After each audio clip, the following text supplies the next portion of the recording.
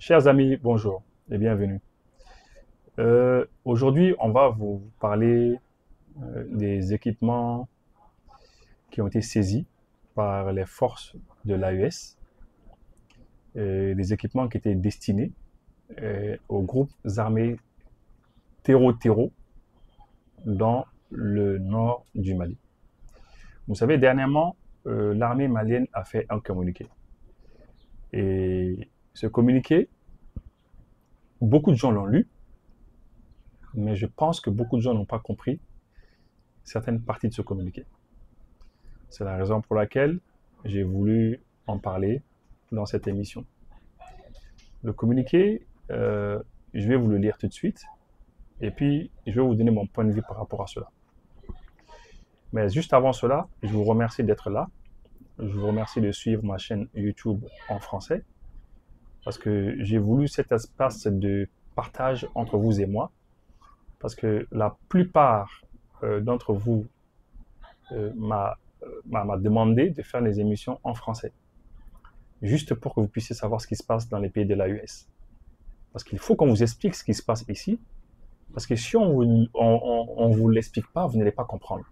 Si on laisse uniquement les narratifs de RFI, France 24, TV5 et tous ces médias occidentaux qui passent leur temps à donner les informations de notre pays, si on les laisse uniquement le faire, eh bien, il va y avoir un problème.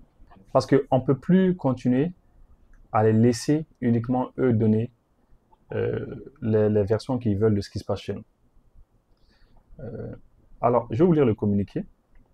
L'état-major général des armées a le plaisir d'informer l'opinion nationale et internationale de la saisie d'une quantité importante de matériel destiné à une organisation terroriste agissant au Mali. Le dit matériel est composé comme suit: 20 canaux pneumatiques avec tous les appareils qu'il faut pour les gonfler. Donc ça, c'est les canaux. Euh, donc, ça veut dire qu'ils veulent faire des opérations sur le fleuve. C'est ça, ils veulent attaquer nos bateaux comme ils l'ont fait la dernière fois. Ils ont attaqué le bateau de Tombouctou. 4000 turbans. Là où ils évoluent, les gens ont besoin de turbans pour deux raisons. Premièrement, ils ont besoin de turbans pour se cacher le visage, mais ils ont besoin de turbans aussi pour contrer le soleil et le vent. 3280 paires de Rangers. Voilà. Voilà. 4000 tenues treillis. Voilà. C'est pour évidemment créer euh, le, la confusion entre les militaires, nos forces régulières et eux. Parce que lorsque la population les voit comme ça, on ne peut pas a priori faire la différence. Et puis, il est bon de préciser que par rapport aux treillis, l'armée n'a pas précisé si c'était des treillis, les treillis que nos armées portent. Parce qu'il y a plusieurs types de treillis. Et nous savons que chez nous ici, souvent ces gens aiment porter des treillis qui ressemblent aux treillis des armées de l'AUS. Et le but, c'est principalement pour créer la confusion, pour que la population vienne dire que ah, c'est l'armée qui nous a attaqués ici. Vous avez entendu, vous avez vu très souvent, on dit que l'armée burkinabé est partie attaquer des populations burkinabées, ou bien des fois on dit que l'armée malienne est partie attaquer des populations maliennes, ou encore des fois on accuse l'armée nigérienne d'aller faire les exactions, alors que c'est pas vrai. C'est important de savoir que il n'y a pas eu de pression par rapport aux tenues. Ces treillis-là, est-ce que c'est des treillis, les mêmes types de treillis que nous portons ou pas, que nos hommes portent ou pas? Donc ça, c'est des points qu'il faut voir.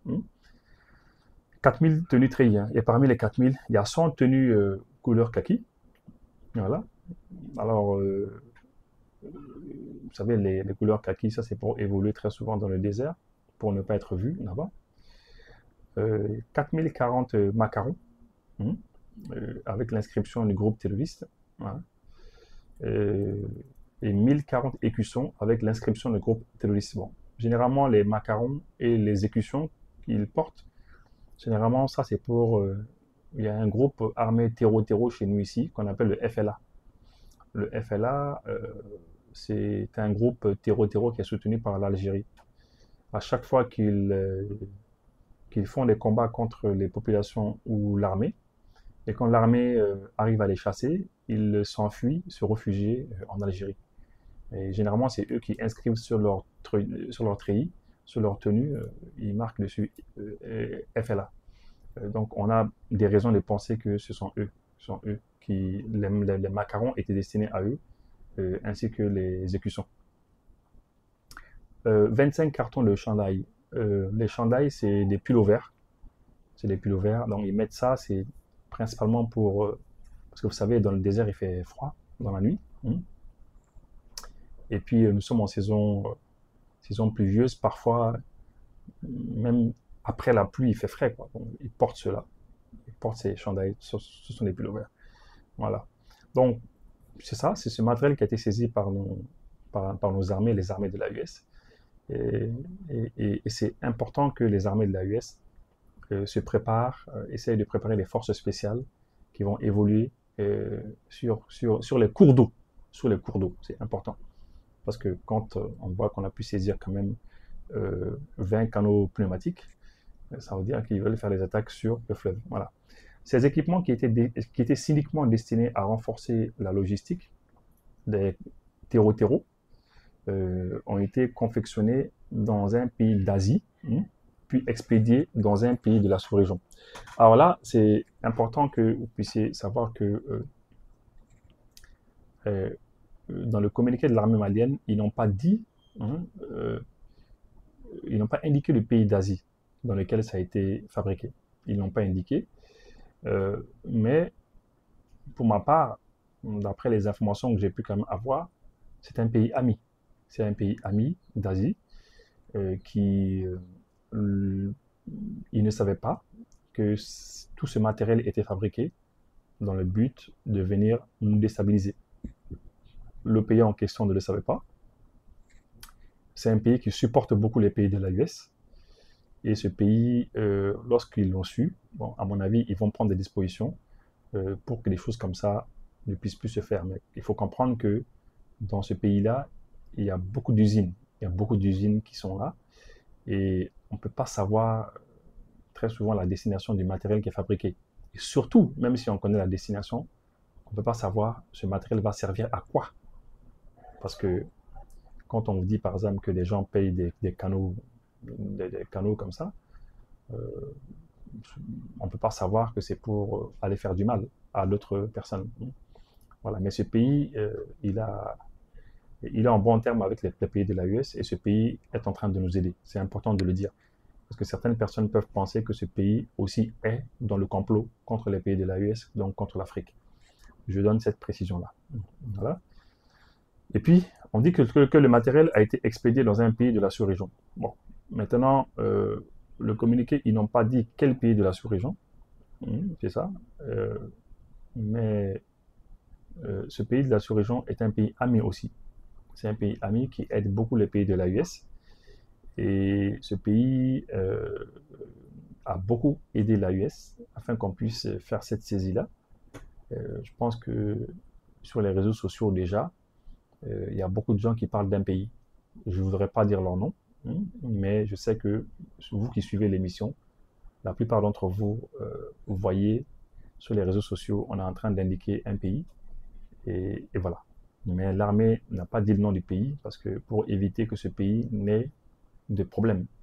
Parce que vous savez que tout pays côtier qui va essayer d'empêcher l'entrée sur le territoire de l'AUS de ce genre de matériel qui a pour but de nous déstabiliser, si tu empêches cela, tu vas avoir affaire au service de renseignement français et à tous ceux qui sont derrière.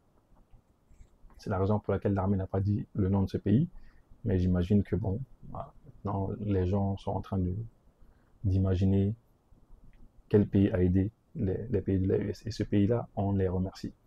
Ce pays-là, on le remercie. Et puis, je voulais ajouter une chose qui est quand même importante. Si les pays côtiers le voulaient, les pays qui nous entourent, s'ils le voulaient, les groupes armés terreau n'auraient pas pu avoir de matériel pour se ravitailler.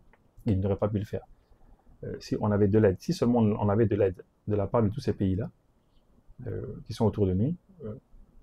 Aujourd'hui, de la manière dont les terreaux arrivent à avoir du matériel pour nous attaquer, ça ne serait pas fait. Malheureusement, on a des pays autour de nous qui ne nous aident pas beaucoup. Ils nous aident pas beaucoup. Ils laissent passer. Il n'y a pas de contrôle, on laisse passer. Certains ne savent pas. Il y a des pays de la sous-région, des pays voisins qui ne sont pas au courant. Ils ne savent pas. Mais il y a des pays qui savent et qui laissent passer. Parce que simplement, on leur a mis la pression. Ils ont une très forte pression. Et voilà. Et c'est ça. Et malheureusement, l'Afrique, c'est ça. Au lieu qu'on se donne la main et qu'on essaye de s'entraider, malheureusement, il y a des pays qui roulent pour d'autres. Voilà. Mais nous sommes un peuple résilient. Nous sommes des peuples résilients. On va résister, on va se battre et on aura le dessus. Maintenant, cette importante saisie a été possible grâce à une parfaite coordination entre les services de renseignement des pays de l'AES, appuyés par un pays frère. Voilà. On salue ce pays frère qui nous a aidés. Oui, et on salue les services de renseignement de l'AES qui, quand même, ont pu faire quelque chose d'extraordinaire. Depuis que le matériel était en fabrication dans les usines dans ce pays d'Asie, depuis là-bas, on a pu le savoir. Et on a suivi le matériel jusqu'à son arrivée. Et on l'a saisi. Et ça veut dire que nos services de renseignement font beaucoup de... Ils travaillent beaucoup. Dernièrement aussi, les services de renseignement de l'AES ont détruit des bases militaires, disons, on va dire des bases terreau-terreau, au niveau de la région de Caille. Et franchement, on leur a fait très très mal. On leur a porté un coup très très dur là-bas. Ouais. Et on les salue pour ça. En outre, cet exploit opérationnel confirmé, si besoin en était, l'implication d'entités étrangères dans le soutien au groupe terreau-terreau. Voilà. Donc, comme vous le savez, ces terreau-terreau sont soutenus par les États étrangers. C'est ça. Je pense que autrefois, les gens doutaient de cela, maintenant on le sait. Voilà. Et on va continuer à se défendre. Au regard de la gravité des faits, les enquêtes ont été immédiatement diligentées par les structures judiciaires compétentes. Voilà. Bon, maintenant, le reste. Alors, c'est de ça dont je voulais vous parler. Je salue vraiment ce pays de la sous-région qui nous a aidés, qui continue de nous aider, qui continue d'aider l'AES. Il faut que vous compreniez le combat de l'AES. L'AES n'a pas fait de mal à quelqu'un. C'est juste que nos pays sont, depuis 2012-2013, sont attaqués par des terreau-terreau. Et ces terreau-terreau, ils sont recrutés, formés, renseignés par certains pays. Et nous, on est obligé de se défendre. Et puisque dans nos 3 pays, eh bien, on a vu que les partenaires traditionnels qui nous aidaient, si on peut le dire comme ça, qui faisaient comme s'ils nous aidaient, on a vu que réellement ils constituaient en fait une partie du problème. Lorsqu'on l'a su, ces partenaires traditionnels, on les a dégagés. On les a mis à la porte. Voilà. Et depuis qu'on les a mis à la porte, ils ne sont pas contents. Et c'est une guerre qui est entre eux et nous, mais une guerre par procuration. Et c'est la raison pour laquelle nous, puisque nos 3 pays souffrent des terreau-terreau, on s'est donné la main sur le plan militaire. On a mis en place une alliance militaire. Et quand on a mis en place une alliance militaire, on a finalement mis en place une confédération. Voilà. Donc c'est dans le malheur qu'on s'est unis. C'est dans le même malheur qu'on s'est unis. Et aujourd'hui, on ne demande qu'à vivre, qu'à être en paix. Et puisque nous savons que nos partenaires traditionnels ne sont pas sincères, parce qu'ils nous ont empêchés d'avoir des armes, ils nous ont empêchés d'avoir des équipements militaires. Je pense que Rochma Christian Kaboré a eu à le dire, l'ancien président du Burkina l'a dit une fois. Nous aussi, nos chefs d'État l'ont dit. À chaque fois qu'on essaie de payer du matériel, on nous en empêche. Et on nous a toujours proposé de laisser les armées européennes venir chez nous. Alors, c'est vraiment le monde à l'envers. Ils ne veulent pas qu'on paye du matériel militaire pour se défendre. Lorsqu'on les contourne pour payer du matériel militaire ailleurs, soit c'est des sanctions, soit c'est des embargos, ou soit c'est tout type de colère contre nous, acharnement. Mais ils proposent à chaque fois d'envoyer des militaires européens. Et quand les militaires européens sont chez nous ici, ils ne règlent pas les problèmes. non seulement il ne règle pas les problèmes, mais le problème s'aggrave. Parce qu'au début, la crise malienne, elle était cantonnée, elle était enfermée dans le nord du Mali, dans la zone de Kidal, etc.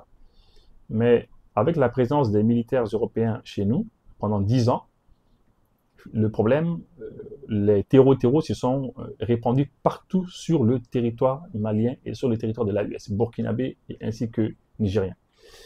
Et donc, on s'est rendu compte que, en fait, ceux qui prétendaient nous aider étaient dans le coup, en fait, étaient à la base de ce problème.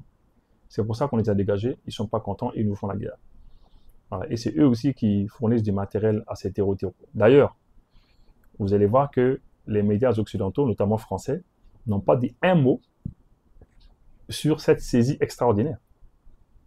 On n'a pas entendu Serge Daniel parler, on n'a pas entendu Wassim Nasr sortir, on n'a entendu personne. Aucun média français n'est sorti pour dire que les armées de l'AES ont fait un exploit en saisissant ce matériel. TV5 n'a pas parlé, ni RFI, ni France 24, personne. Jeune Afrique non plus. Parce que, en fait, ils sont partie prenante. Ils sont partie prenante de ce combat qui se passe. C'est eux qui assurent la communication de ces terreaux. Et c'est la raison pour laquelle ils ne sont pas contents. Dernièrement, on a tué plein de commandants, les commandants des terreaux.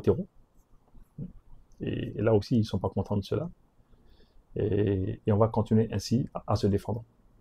Voilà, donc c'est ce que je voulais vous dire par rapport à ce communiqué. Et juste un mot à l'endroit du président algérien, le président Abdelmadjid Tebboune, dernièrement, qui a dans une de ses interventions et un entretien télévisé, il a dit qu'il tendait la main aux Maliens et qu'il était prêt à négocier, à être négociateur entre le Mali et les terreaux qu'il soutient, qui évoluent dans le nord du Mali et dans le sud de l'Algérie. Ce qu'on peut dire au président algérien, c'est que nous n'avons pas besoin de lui. On l'a déjà dit en janvier 2024. Le président a été très clair. Il a dit que les problèmes entre les Maliens vont se régler ici entre les Maliens. Voilà, on n'est plus dans l'accord d'Algérie. Tout ce qui se passe entre les Maliens sera réglé ici entre les Maliens. Maintenant, s'il y a quelque chose entre le Mali et un autre pays, on peut aller en débattre ailleurs. On ne le souhaite pas, mais s'il y a quelque chose entre le Mali ou bien l'un des pays de l'AES avec un autre pays, il n'y a pas de problème. On peut aller en causer, on peut aller faire des tables rondes, des discussions, des négociations ailleurs, des accords ailleurs. Mais tout ce qui est entre Maliens, on règle ça ici. Donc, le président algérien, c'est bien, c'est gentil de sa part de vouloir nous tendre la main, mais nous, on ne veut pas de négociations avec lui. Parce que nous savons qu'il soutient, et c'est ça le problème qu'il y a entre l'Algérie et nous, l'Algérie soutient des groupes armés terreaux sur notre territoire. C'est des gens qui ont du sang sur les mains, c'est des gens qui tuent des Maliens, des civils, des militaires. Ils tuent tout le monde, ils tuent tous sur leur passage. Et l'Algérie les soutient. Et depuis que l'Algérie a vu que nous commençons à avoir les moyens de nous défendre, depuis que l'Algérie a vu qu'on a appelé les Russes qui nous aident, l'Algérie a même promis qu'il allait y avoir la guerre civile chez nous. Ils l'ont dit. Tebboune et son ministre des Affaires étrangères, Attaf, ils l'ont dit. Ils ont dit qu'on va perdre l'unité nationale. Ils ont dit qu'on va perdre l'intégrité de notre territoire. Ils ont dit qu'il va y avoir une guerre civile chez nous. Ils ont prédit l'apocalypse chez nous. Parce que simplement, les Russes nous aident à évoluer afin qu'on puisse être maître de notre territoire. Ils ne sont pas contents de cela. Et aujourd'hui, ils proposent son aide. On n'a pas besoin de son aide. S'il veut nous aider, si Tebboune veut nous aider, Tebboune peut demander aux groupes armés terroristes, les terreaux qu'il soutient, il peut leur demander d'arrêter. Voilà. Je crois que ce serait la meilleure aide qu'il peut faire. C'est leur demander d'arrêter de faire ce qu'ils font. Qu'ils arrêtent de leur apporter du soutien. Qu'ils leur disent, bon, parce que les gars, quand ils viennent nous attaquer, quand on réplique, ils fuient, ils rentrent sur le territoire algérien. Même l'autre jour, on a appris qu'il y a au moins 180 camionnettes qui ont quitté l'Algérie pour chez nous. On a appris qu'il y a l'armée algérienne et les gendarmes algériens qui se sont embrouillés par rapport à un convoi suspect. Donc, Tebboune, s'il veut nous aider, le meilleur moyen de nous aider, c'est de ne plus apporter le soutien à ces terreaux et de leur dire de s'asseoir et discuter avec nous. Voilà. Donc, en tout cas, nous, on va continuer à s'armer, à recruter, à former et à monter en puissance, Inch'Allah. Merci beaucoup et à bientôt.